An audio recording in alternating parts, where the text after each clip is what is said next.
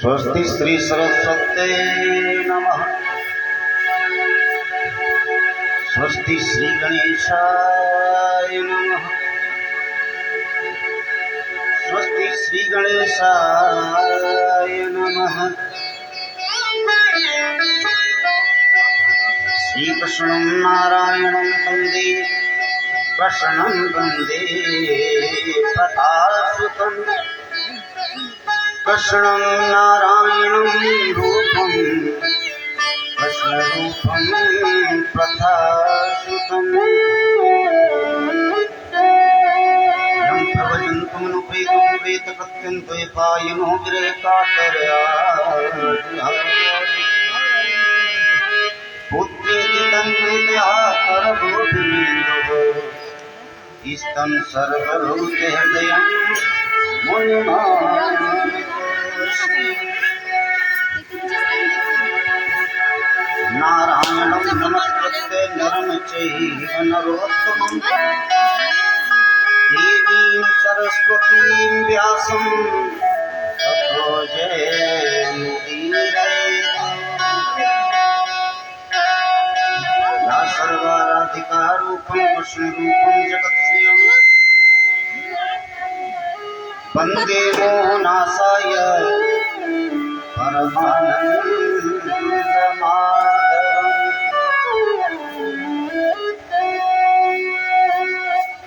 वृंदावन कमल करुंदे मरमन जाली कोई, जहाँ डाल डाल अरुपात पात राधे राधे। अष्ट सखिन संग राधिका डगर बुहारी श्याम, जय जय राधा कुंड की जय वृंदावन धाम। कबीर नैनन से लखूं नंद और नंद गाँव, कब राधा ढूंढ बैठी कृष्णा कृष्णा गाँव। अष्ट सखिन संग राधिका डगर बुहारी श्याम, जय जय राधा कुंड की जय वृंदावन धाम। बोले भगवान गोविंद भगवान भागवत महापुराण व्यास महाराज राम देवताओं दान देवताओं जय जय श्री राधे श्याम। भगवत स्वरूप समस्त श्रोता बिंदु परमात्मा के चरण बिंदु में अपने मन वाणी को लगाते हुए हम और आप भी एक साथ इस अमृतमय यथा सागर में एक साथ मिलकर के आनंद के गोते लगाएंगे। आज कथा का पंचम दिवस है और परमात्मा की आध्यात्मिक आनंदमयी लीलाओं को श्रवण करके हम और आप मानुष मंज को भगवत कृपा से ओतप्रोत करेंगे। तो उस परमात्मा से स्वयं को जोड़ते हुए पहले श्रद्धा और भक्ति से 2 बार भगवान नाम संकीर्तन और फिर एक साथ श्रोता और वक्ता दोनों मिलकर के जब आनंद से भगवान की कथा सुनी और सुनामी तो कथा का पूर्ण फल वक्ता को भी प्राप्त होता है। ये नहीं श्रोता का भी कल्याण हो गया नहीं, गान करने वाले को भी मिलता है। तो हम तो ये समझते हैं कि हमारे श्रोता अगर आनंद से सुनेंगे तो हमारा भी तरोतारण हो जाएगा। तो आपके माध्यम हम नहीं है, अभी तो आप हमारे माध्यम हैं। तो एक साथ हम और आप मिलकर के 2 बार भगवान नाम संकीर्तन और तदुपरांत आनंदमयी श्रीमद् भागवत कथा का रसस्वादन करेंगे। हे कृष्ण तुम्हारी उल्फत में गुलजार भी है और खार भी है।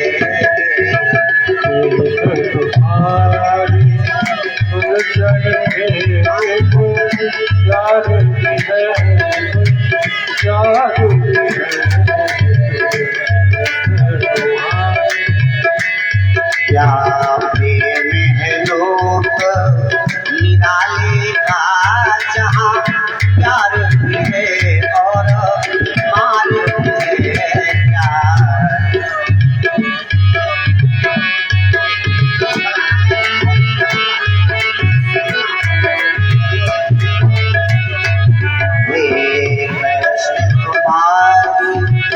उल्फत में गुलजार भी है और खार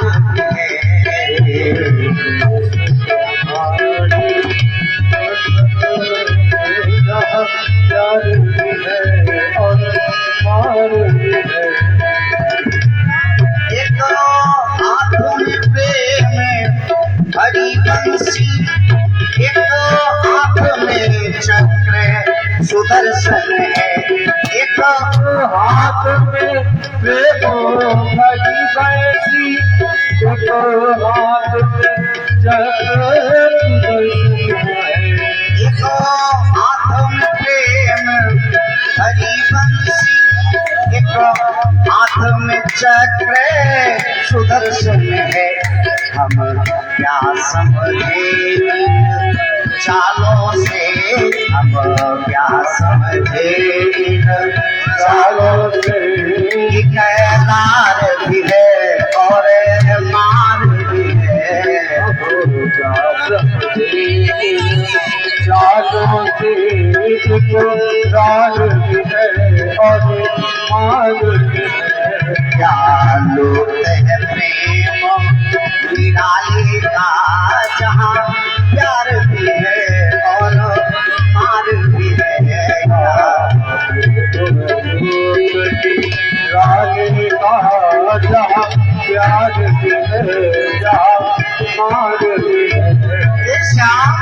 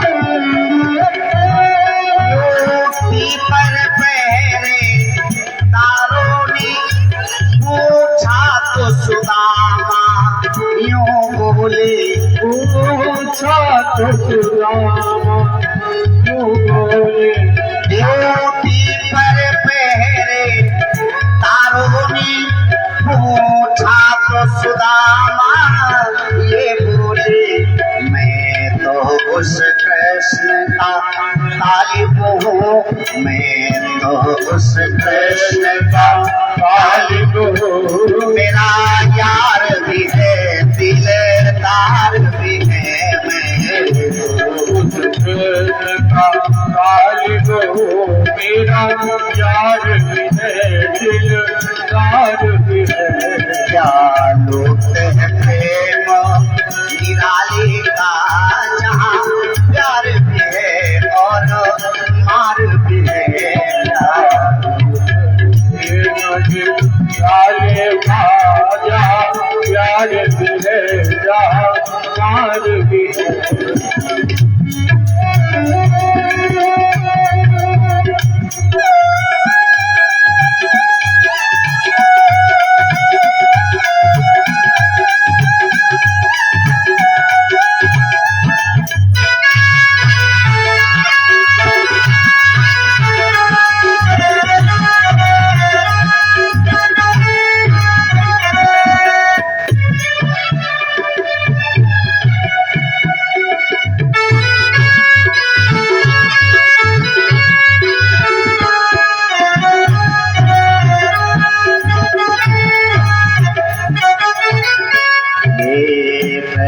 तुम्हारी बोलिए नंद की लाला की भक्तवत्सल भगवान की।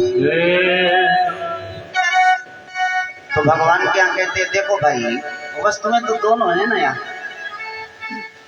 तो जो आप चाहोगे वो यहाँ मिलेगी, लेकिन अगर कर्म को सार्थकता से करके उसे पूर्ण किया जाए तो वह अति उत्तम बात है। भगवान का स्वरूप कैसा है, उसी हाथ में परमात्मा बांसुरी धारण कर लेता है और देख लो उसी हाथ में चक्र धारण कर लेता है, क्योंकि परमात्मा हमारा पिता है। बालकों को जब कोई बालक अनर्गल कृत्य करता है तो पिता उसे डांटता भी है, और जब वो अच्छे कार्य करता है तो वही पिता सराहना भी करता है। तो भगवान हमारे परम पिता हैं। तो अगर हम कोई अनर्गल कृत्य करेंगे तो दंड हमें ही मिलेगा, और अच्छा कार्य करेंगे तो वाहवाही भी हमारी ही होगी। तो भगवान के स्वरूप को मत देखो। और ये स्वरूप चक्र कब है, जब हम विप्रधीन सुरसंत हितलीन मनुष्य अवतार। कोई कहता नहीं है भगवान से, भगवान कहते हैं कि जब हम ये देख लेते हैं नहीं,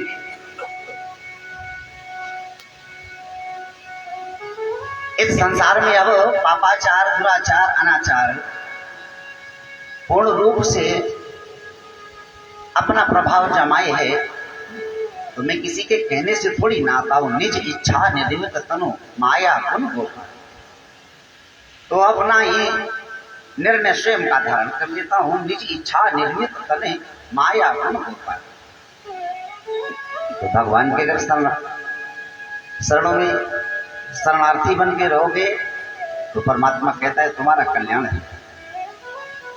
जैसे ही भेन के शरीर का मंथन किया गया, उससे एक अर्ची और प्रभु नाम का जोड़ा निकला। हाथ जोड़ करके महात्माओं के सामने बैठ गए। इदं या सुतती देवी गुणभूषण भूषण अर्चीनां परारोहा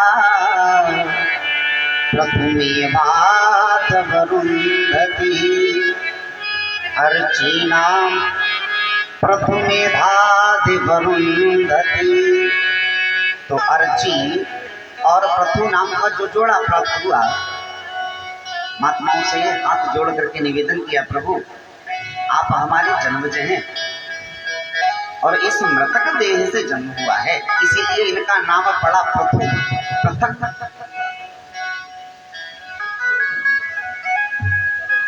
महात्माओं ने कहा राजन जाओ, अब तुम्हें इस राज्य का शासन करो। तो उन्हीं महात्माओं का वर्णन करके प्रभु ने उस राज्य का शासन किया। इन्होंने अश्वमेध यज्ञ भी पूर्ण किया है। इसी में वेदवती के जो गर्भ से ऋषभ देव का जन्म हुआ है, ये जो ऋषभ भगवान हैं, ये इनकी यज्ञ से ही जन्मित हुए हैं। आगे जड़ भरत की कथा आवेगी। और ऋषभ देव ने ऐसी साधना की कि समस्त सिद्धियां निधियां हाथ जोड़े सामने खड़ी हैं। तो इन्हीं के वंश में श्री ऋषभ देव जी हुए हैं, और उन्हीं ऋषभ देव के बेटे हुए हैं श्री जड़ भरत जी। इनका भी चरित्र आ गया। तो पृथु ने इस पृथ्वी का तो भ्रमण किया, परिक्रमण किया। जैसे ही परिक्रमण किया तो 7 बार परिक्रमा पूरी पूर्ण कर ली, तो उससे 7 समुद्र प्राप्त हो गए। 66,000 वर्ष व्यतीत हो गए हैं इन्हें राज्य करते करते। एक दिन महात्माओं के पास बोले, महाराज बहुत दिन आनंद भोग उपभोग कर लिया, अब ये उपभोग हमें अच्छा नहीं लगा, ये स्वयं को ही पीड़ा देता है। आकांक्षा करती है लेकिन आकांक्षा के साथ साथ वह पूर्ण नहीं होता है। क्यों? क्योंकि समय नहीं है। शारीरिक क्रियाएं, बौद्धिक क्रियाएं, या हम यूं कहें कि जो हमारी रसनात्मक क्रियाएं हैं, आनंद, स्वाद, स्पर्श, भोग, योग, ये क्षीण होती चली जाती हैं। और जब ये क्षीण होती हैं तब हम धीरे धीरे धीरे धीरे योग से जुड़ते हैं। जब तक भोग कम नहीं होते हैं जीवन में तब तक योग जुड़ता है। योग माने जोड़, तब तक हम भगवान से या परमात्मा से नहीं जुड़ पाते। तो महाराज बहुत जीवन व्यतीत कर दिया। संतों ने कहा जाओ। तो इन्होंने ऋषभ देव को राजा बना दिया। इन्होंने भी अजनाब देश के राजा थे। ऋषभ देव ने भी देखा कि सांसारिक जीवन से कुछ नहीं है, पृथ्वी का उपभोग किया और उन्होंने अपने बेटे जड़भरत को राजा बना दिया। इनका नाम था पहले भरत। ये ऋषभ देव के पुत्र हैं और ऋषभ देव यज्ञ की मूर्ति से गर्भ से जन्मित भी हैं। ऐसे 24 अवतारों में भी भगवान इनका 13वां अवतार है। जो भगवान के 24 अवतारों की आप सभी ने कथा सुनी थी आनंद से, तो भगवान के 24 अवतारों में एक ऋषभदेव जी भी हैं, उसी में प्रभु भी है। क्योंकि ब्रह्म को धारण से फिर ब्रह्म ही कर सकता है, बाकी क्षमता है ही नहीं किसी में।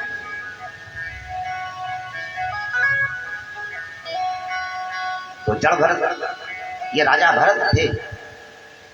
जहां तक दृष्टि जाती है इन्हीं का राज था। भो सुता में मगधाद सौप्य लोकानुगुण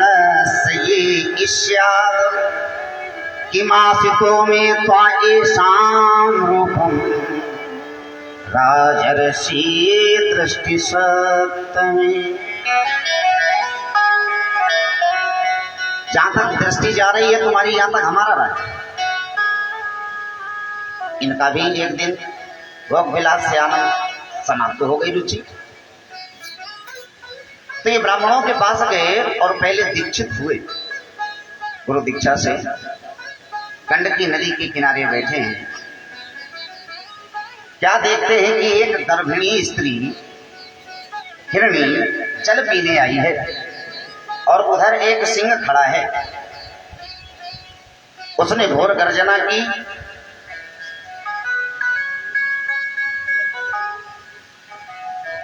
उसका शावक नदी में गिर गया। ये नदी में स्नान कर रहे थे। देखो मोह जागृत हो गया। संत को मोह में नहीं पड़ना चाहिए। दत्तात्रेय भगवान ने 24 गुरु बनाए हैं। रंगी को, कीट को, कुंवारी कन्या को, उखल को, हाथी को, कुत्ते को, मधुमक्खी को, और इनसे एक एक शिक्षा ली है। मधुमक्खी शहद लाती है और लगा करके सुंदर सा छत्ता बनाती है, खूब परिश्रम करती है, और शहद तोड़ने वाला आता है और तोड़ करके ले जाता है। वो उसके कार्य के लिए नहीं।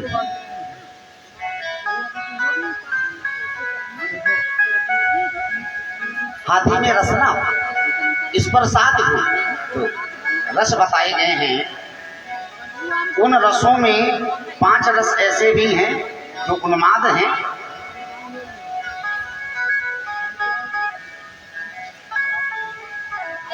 बोलो जय श्री कृष्ण। जय श्री कृष्ण। तो हाथी इस पर साधिभूता, एक कागज की हथनी बनाई जाती है और हाथी उसका दर्शन करता है, स्पर्श करने के लिए जाता है, गड्ढे में कूद जाता है। तो कभी काम के पीछे महात्मा को नहीं भागना चाहिए। संचय नहीं करना चाहिए।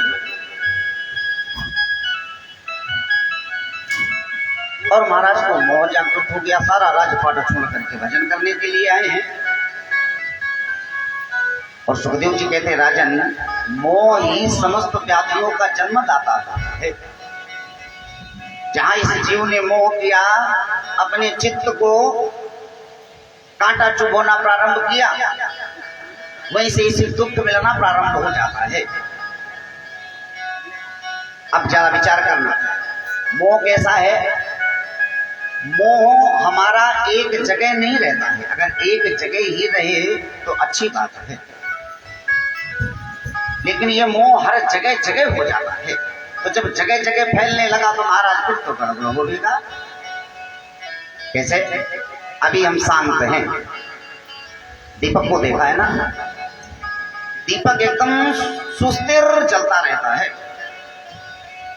लेकिन जब उस दीपक में कामनाओं की चंचल हवा लगने लगती है तो वही स्थिर जलता हुआ दीपक चंचल हो जाता है। वैसे ही हमारा मन, जहां इस मन में कामनाओं की आंधी चली, हवा लगी और एक एक कांटा इसे चुभोने लगा, तो हम मोह में ग्रसित होने लगे। गाड़ी नहीं है घर में, मोह हो गया, गाड़ी आ गई, अब मोह समाप्त हो। अब घर में बढ़िया सी एसी अगर लग जाए और आनंद आ जाए, है ना जी। अब कहाँ हम मोह आसक्ति जगा करके बैठ गए एसी की। तो ये मोह हमारा एक जगह अगर सीमित रहे तो सब बन जाएगा, लेकिन ये एक जगह बैठता नहीं है।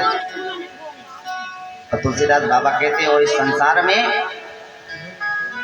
मोह सकल व्याधि ने कर मूला, मोह सकल व्याधि ने कर मूला, मोह सकल व्याधि ने कर मूला, सकल व्याधि ने कर मूला। देही है ऊपर चई बहुसूला, देही जगे बहुसूला,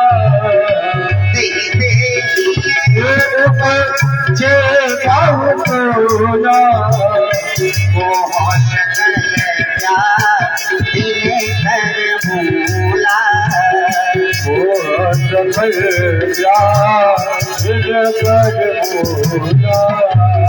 श्री राम जय राम जय जय राम, जय राम जय राम जय जय राम, श्री राम जय राम जय जय राम, श्री राम जय राम जय जय राम। तो जहाँ हम मोह कर बैठे वही हमें दुख प्राप्त होने लगे। स्थिर सुस्थिर जो हमारा चित्त है, जो हमारा हृदय है, मन तो स्थिर नहीं है भैया किसी का। अच्छा बताओ, मन किसी का स्थिर आज तक होया है? नहीं। और मन को कामाग्र भी कहा गया है। ये मन बड़ी जल्दी पहुंच जाता है। मन की गति किसमें थी? हनुमान जी में और परशुराम में। गरुड़ जी में भी नहीं थी। तो हनुमान जी भी अपने मन की गति से चलते थे और परशुराम जी भी अपने मन की गति से चलते थे। एक बार श्री कृष्ण जी ने देखा कि गरुड़ जी के हृदय में बड़ा अभिमान आ गया है कि संसार में हमसे जल्दी कोई नहीं पहुंचा सकता। मंदराचल लेने गए थे ना, जितनी देर में भगवान के पेट पर मंदराचल स्थिर नहीं हो पाया था, गरुड़ जी आ गए। तो इन्हें लगा कि नहीं, हमसे संसार में कोई अधिक गतिमान है ही नहीं। भगवान ने कहा रुको भाई, हमारा लाला होकर के अभिमान कर रहे तो फिर इसमें हमारी भी बदनामी होगी। भाई चेला अगर अल्पज्ञ है तो किसका चेला है, किसका बेटा है? तो भगवान ने कहा इसके मोह को दूर करना है। बोले ऐसा करो, एक हम पत्र लिख करके दे रहे हैं और भूलोक पे चले जाना और किसी भी जगह बैठ करके श्री सीताराम जी के नाम का उच्चारण करना, हनुमान जी तुम्हें मिल जाएंगे। गरुड़ जी ने पत्र लिया और वहां से चल दिए। जैसे ही भूलोक पे आए, भूमंडल एक जगह बैठ करके आनंद के साथ श्री सीताराम सीताराम का भजन करना प्रारंभ कर दिया। हनुमान जी का प्राकट्य हो गया और हनुमान जी सामने बैठे हैं। बोले महाराज आप कौन हैं? तो हनुमान जी ने अपना परिचय दिया, हम पवन पुत्र हनुमान श्री सीताराम जी के सेवक। बोले सरकार ये पाती ले लो आप अपनी। किसने दी है? बोले भगवान नारायण। जैसे ही पाती पढ़ी तो उसमें लिखा था हनुमान हमें आपकी आवश्यकता है। तो भगवान को हमारी आवश्यकता है। अरे कितना विलंब हो गया, जल्दी चलो। गरुड़ जी कहने लगे आप ऐसा करो हमारे पीठ पे बैठ जाओ, अभी हम पहुंचा रहे हैं। हनुमान जी बोले आप चलो हमारे। गरुड़ जी को यहाँ पे भी माना। गरुड़ जी चले और हनुमान जी भी अपने मनोवेग से चले। जाकर के नारायण को प्रणाम किया। थोड़ी देर बाद गरुड़ जी आए। अब गरुड़ जी क्या देख रहे हैं कि वहां हनुमान जी तो पहले से ही विराजमान है। अब जो हनुमान जी से बात कही थी कि हमारे पीठ पर बैठ जाओ हम आपको पहुंचा देंगे, जो अभिमान था वो नारायण के सामने आते ही चूर चूर हो गया, सारा समाप्त हो गया।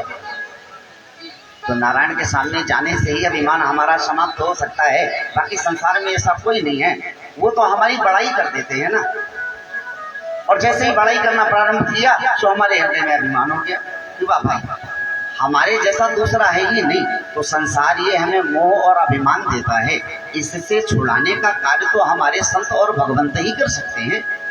संसार का कोई थोड़ी ना प्राप्त करा सकता है। बोलो जय श्री कृष्ण। जय श्री कृष्ण। तो इस मोह के जो बंधन से छूट जाता है उसके उर में फिर सूल चुभने समाप्त हो जाते हैं। तो संसार में अच्छा एक बात बताओ, कहीं सुख मिलता है बापू? कहीं नहीं है। अच्छा जो आनंद के साथ रहता है, जिसके घर में कोई कमी नहीं है, लेकिन वह भी आनंद से नहीं है। संसार का ऐसा कोई सुख नहीं है जो उसके यहाँ ना हो गए, लेकिन फिर भी उसे शांति नहीं है, खुशी नहीं है। क्यों? क्योंकि यहाँ सुख है ही नहीं। जो वस्तु हमें सुख देने लगती है फिर एक दिन वही वस्तु हमें दुख देने लगती है। आज जिस एसी में बैठ करके हम अपने शरीर को ठंडा कर रहे हैं और वृद्धावस्था में फिर उसी को बंद कर देते, भैया कम्बल ओढ़ना पड़ रहा है। तो इस संसार में कोई ऐसी वस्तु नहीं है जो हमें सुख प्रदान करे या हमें इस मोह से बाहर निकाले। वो तो मोह से ग्रसित ही करती रहती है। कोई नहीं आया, बच्चा गर्भ से जन्म लेता है, मौसी जी कहने लगी देख लाला मैं तेरी मौसी हूँ, मामी कहने लगी देख मैं तेरी मामी हूँ, बुआ कहने लगी देख तेरी बुआ हूँ। गर्भ से बाहर नहीं आया है और जाने कितने अनेकों मोह के बंधन बेचारा ले बैठा। बोलो तो सारा राजपाट छोड़ करके आए थे कि जाके गंडकी नदी में या निर्जन वन में बैठ करके साधना करूंगा, और एक नंबर के मोह में पड़ गए। छोटा सा सावक है, सिंह की गर्जना से बेचारी हिरणी तो समाप्त हो गई। अब इन्होंने सोचा कि एक संत के सामने अगर कोई जीव समाप्त हो जाएगा, सावक छोटा है, जंगल में है, कोई भी भयानक पशु इसे समाप्त कर देगा और इसका भक्षण कर जाएगा, तो क्यों ना आश्रम ले चले ना भाई। तो आश्रम ले आए, दुग्धपान भी कराते हैं। सावक बड़ा हो गया, अब इतना मोह होता चला गया कि अब उसके बिना कोई काम नहीं। एक दिन हिरणियों का झुंड आया और सारे झुंड के साथ बालक, सारे हिरण गए, वो बालक भी गए। ये तो हमारे जैसे हैं और हम अपनों को छोड़ करके और इनमें पड़े हैं, ये तो हमारी जाति के होंगे, वैसे ही हम भी इसी जाति के हैं और उसे छोड़ करके हम दूसरे में पड़े हैं। तो उससे मिल जाना अच्छा है कि नहीं? तो जाके अपने झुंड में मिल गया और चला गया। थोड़ी देर बाद जड़ भरत जी ने देखा कोई नहीं है। हे मृगसा वाक्ष्यान्येन भगवता साधवो सिद्धयः परितं ब्रह्मया विषयात् परिगम्ये गम्यते रयि। एव व्यास है पुत्रम गमिष्यति। हमारा छोटा सा सावक कहाँ चला गया?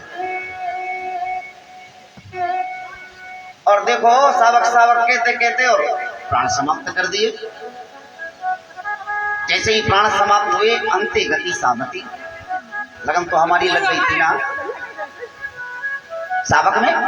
तो उसका चिंतन करते करते इन्हें फिर पुनः जन्म मिला और ये हिरण की योनि में आए। लेकिन सुखदेव जी कहते हैं राजन, इनका जो ज्ञान है, बोध है, ये कभी समाप्त नहीं हुआ। क्यों? क्योंकि ये भगवता पूर्णवः साधु।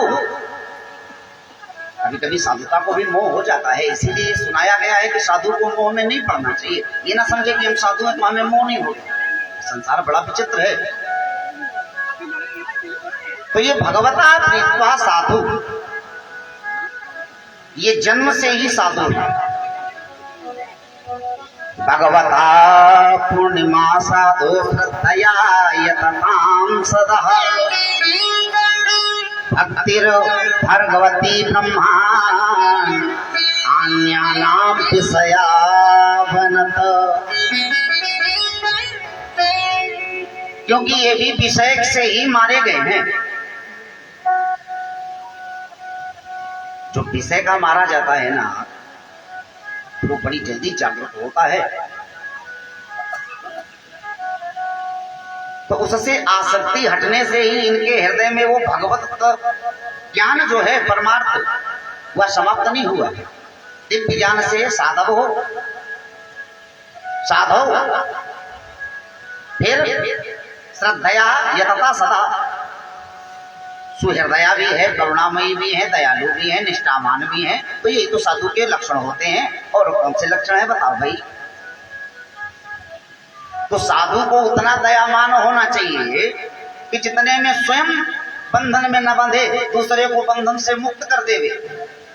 लेकिन स्वयं अगर बंध गया तो गड़बड़ होगा भाई। गाड़ी चलाने वाला अगर ड्राइवर ही सो जाएगा तो बैठे हुए यात्रियों का क्या होगा?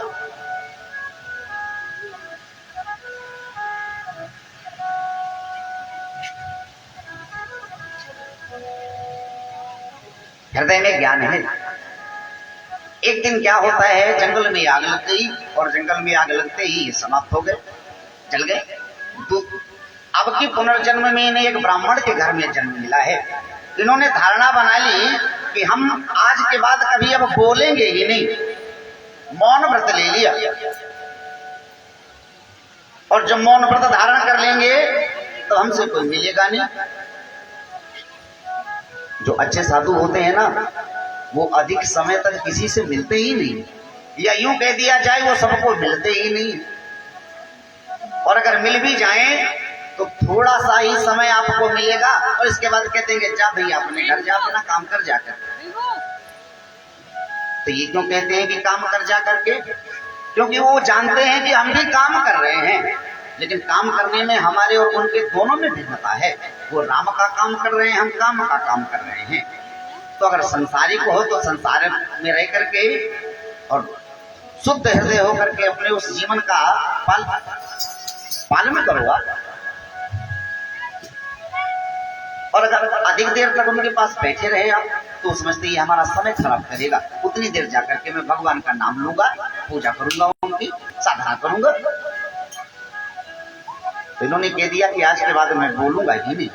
और उसी दिन से मौन व्रत धारण कर लिया। ना कोई काम करते हैं, भगवत भजन में लगे रहते हैं। एक दिन भाइयों ने कहा जाओ जाकर के गृह के कार्य करो, अगर कार्य नहीं करोगे तो कैसे चलेगा? इसीलिए संसार में सबको कार्य करना पड़ता है। सबसे पहला तो हमें अपने जीवोपार्जन के लिए, हम दूसरे के लिए कार्य नहीं करते हैं। अगर कुछ लोग सोचते हैं नहीं हम कमा लेते हैं, हम ये करते हैं, तो कभी विचार करके देखना क्या इस कमाई न करने से तुम्हारा जीवन चल सकता है? अगर उससे तुम्हारा चल जाए तो तुम सब पे वही डाल दो कि भैया नहीं चलेगा। तो पहले तो सबसे पहले अपने लिए करना पड़ता है जीवन में, और फिर जब अपने लिए होने लगेगा तो दूसरों के लिए भी होने लगेगा। वही शिक्षा, लोग कहते हैं जॉब करने के लिए, ड्यूटी करने के लिए होती है ना, रोजगार धंधा करने के लिए नहीं साहब। शिक्षा पहले इंसान बनने के लिए होती है। पहले हमें इंसान बनना है भाई, इंसान है तो शिक्षा हमें पहले ये सोचनी चाहिए कि नहीं हम एक इंसान बनना है, तो शिक्षित हो। बोलो जय श्री कृष्ण। तो कुछ बोल नहीं रहे भाइयों ने कहा जाओ कार्य करो, चल दिए। क्या करना है? बोले गड्ढा खोदना है, गड्ढा खोदने लगे।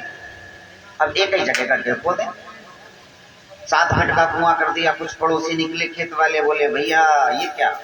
तो ये तो बोलते ही नहीं, इनसे पूछोगे भी तो नहीं बताएंगे। गांव में आकर के भाइयों से कहा ये बताओ नया ट्यूबवेल लगवा रहे हो? कहा बोले नहीं महाराज। तो बोले तुम्हारे भैया तो बड़ा का गड्ढा खोदे बैठे हैं। भाइयों ने आकर के देखा, अरे तुमसे कोई काम नहीं होता है। रखवाली करने के लिए भेजा गया, पशुओं को गौचारण करने के लिए भेजा गया, लेकिन वो भी कार्य कोई काम से भाई जब नहीं कर पाओगे तो लोग कहते हैं हटो, इनका कोई काम का नहीं है। तो जिसे संसार ये कह देता है कि ये कोई काम का नहीं है, भगवान कहता है ये हमारे काम का है। अब बताओ भाई,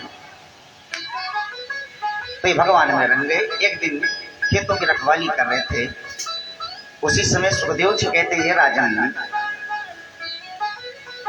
राजा रघुगण जो सोभियर देश का राजा है, ये पालकी में बैठ करके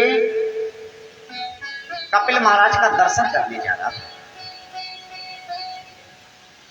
और उस पालकी में लगे हुए 4 कहार एक दिन ज्वर पीड़ा से पीड़ित हो गए, तो पालकी का भार उससे उठाया नहीं जा रहा। उसने महाराज से निवेदन किया, महाराज ज्वर आ गया है इसलिए भार नहीं उठाया जाएगा। राजा रघुगण ने विचार किया कि ये हमारी ही प्रजा है, ये हमारी ही सेवक है, जाओ नगर से कोई दूसरा सेवक पकड़ लाओ। चल दिए। जैसे ही अंदर आए तो ये महाराज बैठे हैं।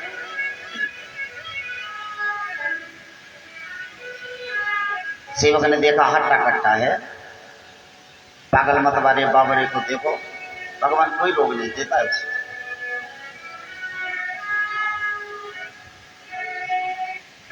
तो सेवक ने कहा सुनो, हम सौभीर देश के जो सिंधुपति हैं रघुगण,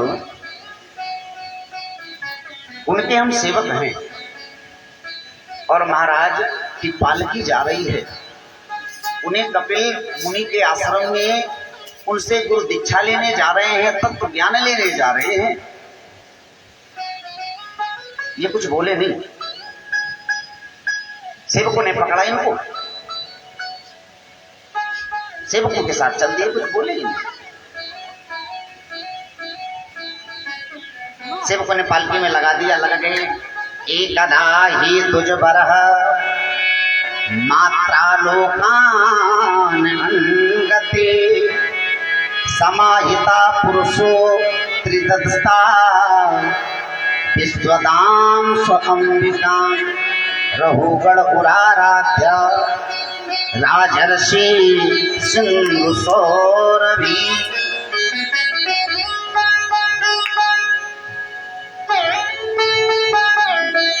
एकदा तुझ बरहा,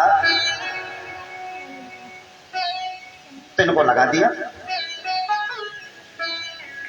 ये कुछ नहीं बोल रहे हैं, पालकी लेकर के चल दिए। थोड़ी दूर पर चींटियों का झुंड मिल जाता है। तदान पिपीलिकान मक्खे, तो जैसे ही लोकान दृष्टि पड़ती है तो कुछ उछल जाते हैं, छलांग लगा देते हैं। जैसे ही छलांग लगाते हैं तो बैठे हुए जो रघुगण हैं सर से पालकी लगती है, एक बार नहीं बोला।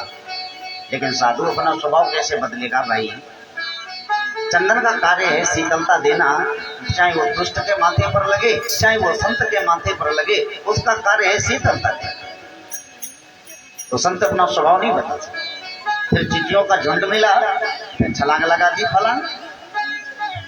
अब की बार रघुगण बोला, अरे यद्या ब्रह्म शंको तडवादिमूढ़ा विज्ञान वीरो दिग्चर्यपास्यः पंचाशिरो स्थूल देहं ननाक्षमन्ते मनसापि भेमुदम। देह देखो कितनी पतली तुम, ऐसा लगता है विचार्य तडाग विचित्र मूढ़ा। ब्रह्मांत संघ को इसे भोजन बहुत दिनों से नहीं मिला है, देखो कितना दुबला पतला है। लेकिन महाराज जड़ भरत जी कुछ नहीं बोल रहे, लेकिन हृदय ने एकदम से कहा, रे जड़ भरत, ये रघुगण जा कहाँ रहा है? कपिल भगवान से आत्मज्ञान लेने, गुरु करने जा रहा है। आज तक कभी बोले ही नहीं, यहां तक कि मृत्यु पर आ गई फिर भी नहीं बोले। सैनिकों ने पकड़ करके ले गए थे महाराज। एक डाकू था, उसके घर में बेटा नहीं था, उसने मनौती मांग रखी थी कि हमारे घर में लाला हो जाए तो मैं एक नर बलि दूंगा। और कुछ दिन बाद मनौती पूरी हो गई। तो भक्त बड़े विचित्र होते हैं। तो भाई मनौती जब पूरी हो गई है तो जो मनौती मानी है वो आपको पूरी करनी पड़ेगी। बोलो जय श्री कृष्ण। तो इनको पकड़ के ले गया, खिलाया पिलाया गया, नहीं बोले, तलवार लेकर के खड़ा हो गया, फिर भी नहीं पूछा क्या करने जा रहे हो। भद्रकाली से नीर आ गया। उसी समय मूर्ति दो खंड में परिवर्तित हो गई और माता भद्रकाली ने समस्त डाकुओं का संहार कर दिया, चोरों का, और इन्हें मुक्त कर दिया। अपने जीवन पर आ गई, लेकिन आज तक मुक्त नहीं किया। आज जड़ भरत जी बोल रहे हैं, अभी तक नहीं बोले। और बोले तो क्या बोले? अकोविद कोविद बात बातन वरस्यत्यो नापि विदां वरिष्ठा नासूरयो हि अपहारमीनं तत्त्वामचेहं समहं पशन्ति सत्त्वामसेनं सतमांति सन्ति अकोविदा कोविद बात बातम। हे राजन, ये जो तुम बोल रहे हो, ये अगर संसारिक दृष्टि से देखा जाए तो ये शारीरिक वस्तु है। और ये शारीरिक वस्तु तो सबको प्राप्त होती है।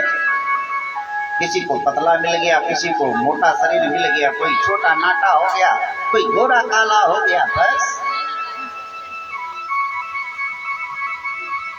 इसमें सुधा से नहीं है। कभी कभी 8-8, 10-10 रोटी खाने वाला भी दुबला पतला रह जाता है, सब नहीं मोटा होता है। बोला महाराज तो घी पीते हैं, मोटे नहीं होते। और वो सूखी नमक रोटी खाता है, देखो हट्टा कट्टा है। बोलो जय श्री कृष्ण। तो ये तो सिर्फ इस संसारिक दृष्टि से सिद्धि है, मात्र की बातें हैं। लेकिन राजन, आप जा कहाँ रहे हैं? जब भरत जी ने विचार किया कि मैंने इसे अपने कंधे पर बिठाया है, कंधा धर्म का स्वरूप होता है, या यूं कह दिया जाए कि मैंने अपने कंधे पर इसका भार उठाया है, तो इसके जीवन का भी भार हम पर है। मैं ब्राह्मण हूं और एक ब्राह्मण ने एक राजा का भार उठाया। कल को अगर ये संसार में अनर्गल कृत्य करेगा तो लोग कहेंगे देखो जड़ भरत जैसा महात्मा जिसने अपने कंधे पर इसका भार उठाया और उसका चेला अनर्गल कृत्य करता घूम रहा है। तो कहा, हे राजन कहाँ जा रहे हो? बोले कपिल भगवान से हमें शिक्षा लेनी है।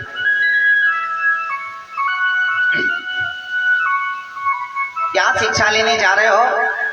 बोले ये देहा अभिमान जो है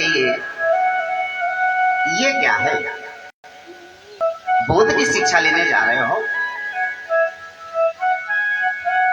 तत्व का ज्ञान प्राप्त करने जा रहे हो? बोले हाँ। अरे राजन, जो तत्व का ज्ञान प्राप्त करना चाहता है वो तत्व को पहले जान ही नहीं रहा है। ये तत्व है क्या? सिर्फ वो कह रहा है कि तत्व है।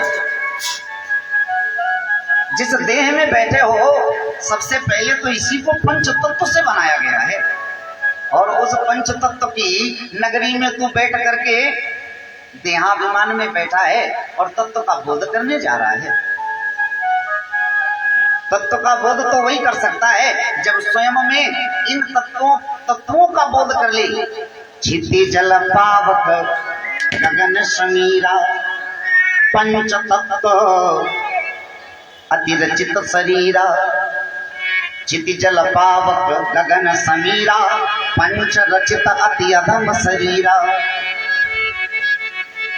तो ये पंच तत्व से रचित है, और इन पंच तत्वों में इस जीव रूपी आत्मा को लेकर के और ज्ञान का बोध करने जा रहे हो।